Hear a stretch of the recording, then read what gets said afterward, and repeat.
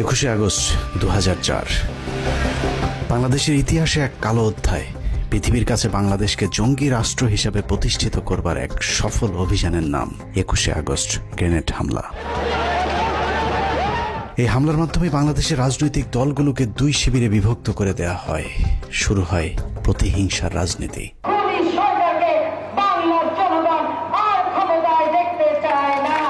বাংলাদেশের রাজনীতিতে বিভাজনের সীমারেখা টেনে দিয়ে কার লাভ আর কার ক্ষতি সেই হিসেব করলেই বেরিয়ে যাবে কারা ঘটিয়েছিল নৃশংসতম সেই হত্যাকাণ্ডের ঘটনা। 2004 সালের 21শে আগস্ট আওয়ামী লীগের জনসভায় গ্রেনেড হামলায় মোট 24 জন নিহত হয়।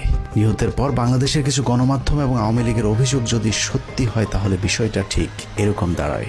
যখন আমি গাড়িতে উঠছি তখন গাড়িতে গুলি, ওরা কোনোভাবেই যাতে স্কেপ করতে না পারে। শেখ হাসিনা এবং কিছু গণমাধ্যমের বক্তব্য অনুযায়ী আওয়ামী লীগকে নেতৃত্ব শূন্য করতে চালানো হয়েছিল এই হামলা।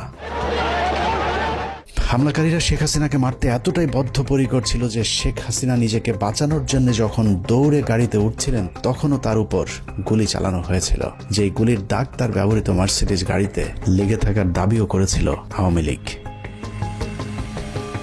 ভাগ্যক্রমে হাসিনাকে মারতে না পারলেও হাসিনার লোকজনের উপর চরম নির্যাতন চালানো হয়েছিল, এমনকি লাশ নিতেও নাকি বাধা দিয়েছিল তৎকালীন বিএনপি জামায়াত জোট সরকার। তারা ধর্মের কথা বলে, অথচ আজকে লাশগুলি তারা দিচ্ছে না জানাজা পড়তে।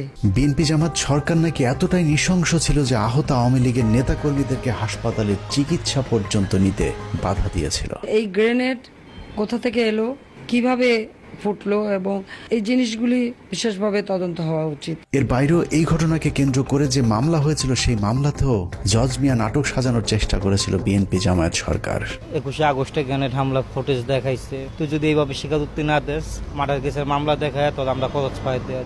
এতক্ষণ ধরে 21শে আগস্ট গ্রেনেড হামলা নিয়ে যে বর্ণনা শুনছিলেন তা হলো আওয়ামী লীগ, প্রথম আলো, ডেইলি স্টার আর ফারজানা রূপাদের বয়ান। সম্প্রতি এই মামলার সবশেষ সিদ্ধান্ত অনুযায়ী তারেক রহমান, লুৎফুজ্জামান বাবর সহ বিএনপির সবাইকে অব্যাহতি দেওয়া হয়েছে।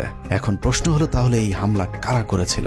15 মিনিটসের আজকের অনুসন্ধান এক এক করে প্রতিটি প্রশ্নের উত্তর খুঁজে বের করার চেষ্টা করবে।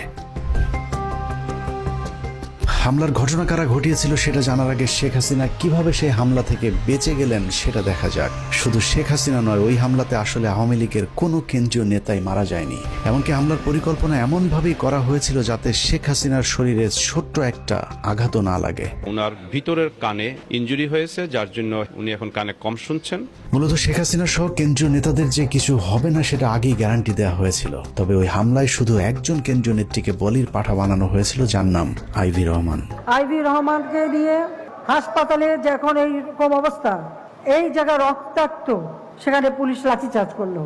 আইভি রহমান সম্পর্কে দক্ষ অভিনেত্রী শেখ হাসিনা মাঝে মধ্যে যে মায়া কান্না করে থাকেন সেটা আসলে তার মনের কান্না নয়। মতিউর রহমান রেন্টু লিখেছেন, 1981 সালে শেখ হাসিনা দেশে ফেরার পর জিল্লুর রহমান তার স্ত্রী আইভি রহমানকে নিয়ে শেখ হাসিনাকে দেখতে গিয়েছিলেন। আইভিকে দেখে তেলে বেগুনে জ্বলে উঠেছিলেন শেখ হাসিনা।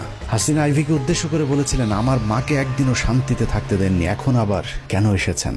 এ সময় জিল্লুর রহমান চোখ টিপে আইভি রহমানকে চলে যেতে বললে আইভি রহমান সেখান থেকে সরে যান। মূল ঘটনা হলো শেখ হাসিনার মা ফজিলাতুন্নেসা আইভি রহমানের সাথে শেখ মুজিবকে সন্দেহ করতেন, যে বিষয়টি নিয়ে মাঝে মধ্যেই পরিবারে ঝগড়াঝাটিও হতো। কিন্তু এত কিছুর পরও শেখ মুজিবের সবসময় আইভি রহমানের প্রতি ছিল একটা বিশেষ ভালোবাসার দৃষ্টি। অনেকেই বলে থাকেন আইভি রহমানকে খুশি করতে 1969 সালে শেখ মুজিব যুব মহিলা লীগ নামে নতুন আওয়ামী লীগের শাখা প্রতিষ্ঠা করেছিলেন, যে কারণে আইভি রহমানের মতো আনাড়ি একজন রাজনীতিবিদকে প্রথম কমিটির অর্গানাইজিং সেক্রেটারি পদ দিয়ে নূরজাহান মোর্শেদদের মতো অভিজ্ঞ রাজনীতিবিদদের পাশে বসার সুযোগ করে দিয়েছিলেন, যে বিষয়টা ওই সময়ের অনেক রাজনীতিবিদদের চোখেই দৃষ্টিকটু মনে হয়েছিল। যে কারণে আইভি রহমানের মৃত্যুতে পৈশাচিক আনন্দ উপভোগ করেছিলেন শেখ হাসিনা।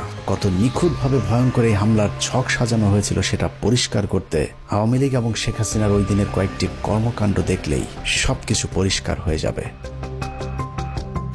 সন্ধ্যের তালিকায় প্রথমে মুক্তাঙ্গন থেকে সমাবেশের জায়গা পরিবর্তন। মুক্তাঙ্গনের যেই জায়গায় সমাবেশ ডাকা হয়েছিল তার দুদিকে খোলা রাস্তা, একদিকে জিপিও, অদূরে সচিবালয় অবস্থিত। মুক্তাঙ্গনে সমাবেশ করে গ্রেনেড হামলার জন্য সুবিধামতো ভবনে অবস্থান করা সম্ভব হতো না, যে কারণে পুলিশের কাছে মুক্তাঙ্গনে সমাবেশের অনুমতি চেয়েও সমাবেশের নির্ধারিত সময়ের 2 ঘন্টা আগে হঠাৎ করে নেতাকর্মীদেরকে জানানো হয় মুক্তাঙ্গনে নির্ধারিত সমাবেশটি আওয়ামী লীগের কেন্দ্রীয় কার্যালয়ের সামনে অনুষ্ঠিত হবে।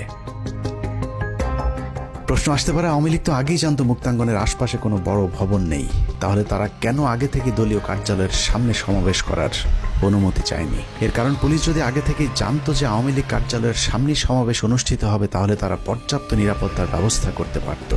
কিন্তু পুলিশ যতক্ষণে দেখল নেতাকর্মীরা সবাই মুক্তাঙ্গন খালি করে দলীয় কার্যালয়ের দিকে ছুটে যাচ্ছেন, ততক্ষণে শতভাগ নিরাপত্তা নিশ্চিত করার সময় শেষ হয়ে যায়।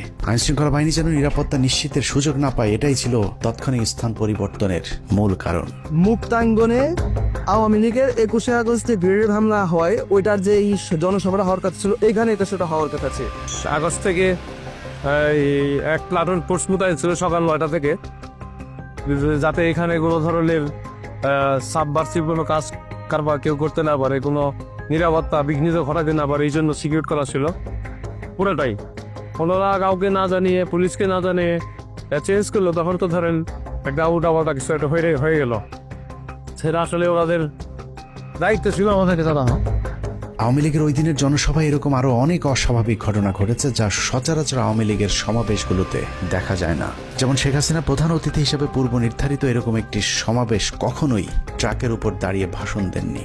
সাধারণত তাৎক্ষণিক কোনো সভা সমাবেশের ক্ষেত্রে বা শেষ মুহূর্তে অনুমতি পাওয়া সমাবেশগুলোতে মঞ্চ হিসেবে ট্রাক ব্যবহার করা হয়, কিন্তু 4 দিন আগে অনুমতি পাওয়া সমাবেশে কেন ট্রাকের ব্যবহার করা হলো সেটাও রহস্যজনক প্রশ্নের তালিকায় রাখতে হবে। বিভ্রান্তি তৈরি করতে আওয়ামী লীগ অনেক সময় দাবি করে থাকে তাদেরকে সমাবেশের অনুমতি না দেওয়ার কারণেই নাকি শেষ মুহূর্তে ট্রাকের উপর মঞ্চ তৈরি করতে বাধ্য হয়েছিল, কিন্তু আমাদের অনুসন্ধান বলছে অন্য কথা।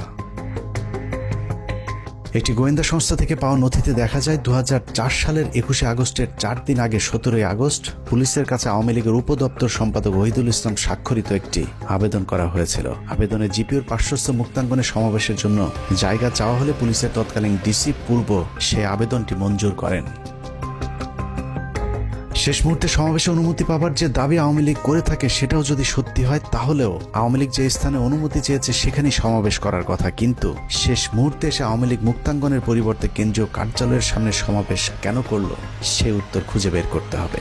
সেদিন আওয়ামী লীগ কেন কার পরামর্শে স্থান পরিবর্তন করেছিলেন তার উত্তর খুঁজে বের করতে পারলে 21শে আগস্ট হামলার অনেক রহস্য পরিষ্কার হয়ে যাবে। সমাবেশের আরেকটি অস্বাভাবিক ঘটনা হলো শেখ হাসিনার বক্তব্যের সময় ঘেঁষাঘেঁষি করে তার আশপাশের নেতাদের দাঁড়ানোর ধরন। আওয়ামী লীগের বেশ কয়েকজন কেন্দ্রীয় নেতা শেখ হাসিনাকে এমনভাবে ঘিরে ধরেছিলেন যেন কোনো একটি হামলা থেকে বাঁচানোর জন্যই চেষ্টা করা হচ্ছিল তাকে।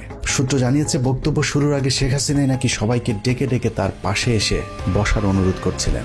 একই বিষয়ে আওয়ামী লীগের তৎকালীন প্রেসিডিয়াম সদস্য মহিউদ্দিন খান আলমগীর তার জবানবন্দিতেও উল্লেখ করেছেন। অথচ সাধারণত সভা সমাবেশগুলোতে শেখ হাসিনার সাথে কেন্দ্রীয় নেতাদের কিছুটা দূরত্ব বজায় রেখে দাঁড়াতে দেখা যায়।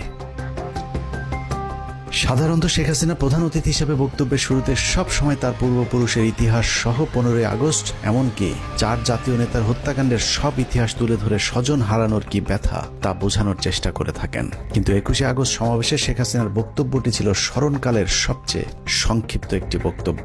18 থেকে 20 মিনিটের একটি বক্তব্য পেশ করার আগে শেখ হাসিনা যে ভাষণ দিয়েছিলেন তা ছিল খুবই অগোছালো এবং তার শারীরিক ভাষা দেখে মনে হচ্ছিল কিছু একটার জন্য তিনি অপেক্ষা করছিলেন।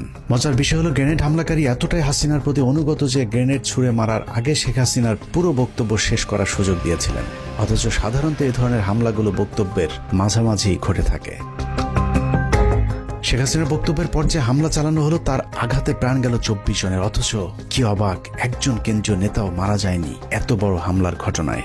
প্রশিক্ষণপ্রাপ্ত হামলাকারী প্রায় ডজনখানি গ্রেনেড ছুঁড়ে মারলেও একটি গ্রেনেডও তার ট্রাকের উপরে ছুটতে পারেননি। পুলিশের তদন্তে মোট 11টি বিস্ফোরণের চিত্র দেখানো হয়েছে। আমাদের হাতে আসা পুলিশের আঁকা সেই ম্যাপে দেখা যায় সমাবেশে ব্যবহৃত ঢাকা মেট্রো ট 11-30-98 নম্বরের ট্রাকটির আশেপাশে মোট 11টি বিস্ফোরণের ঘটনা ঘটেছিল।